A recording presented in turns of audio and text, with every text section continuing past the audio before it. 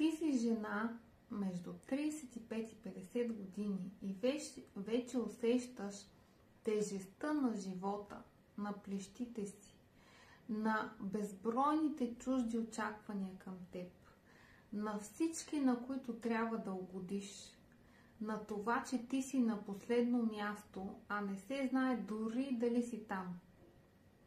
Ако усещаш стаено дълбоко в себе си болка, обида, разочарование, травми, които не успя да споделиш с никой, които не успя да преработиш.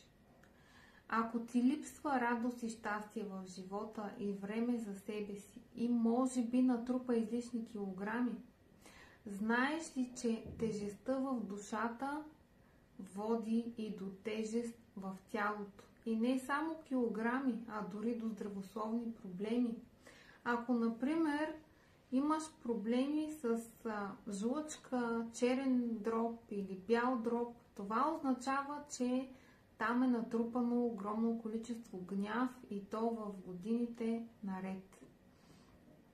А знаеш ли, че вместо да се подлагаш на изтощителни диети и тренировки, които да са допълнително насилие към теб, твоето тяло и душа, които да са поредното нещо, което трябва да спазваш и което е задължение и което води до йо-йо ефект, който ти познаваш, знаеш ли, че по-добрият начин е да подходиш отвътре навън и първо да олекотиш душата си.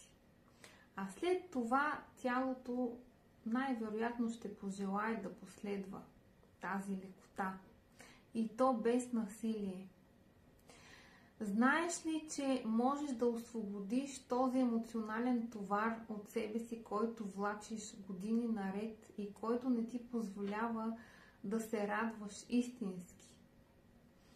И знаеш ли, че независимо колко килограма си, когато душата ти е свободна, пее и танцува, твоето излъчване е зашеметяващо и ти ще се харесваш с колкото и килограма си. Искаш ли да направиш тази стъпка и то с мощни практики, дори в самостоятелен процес?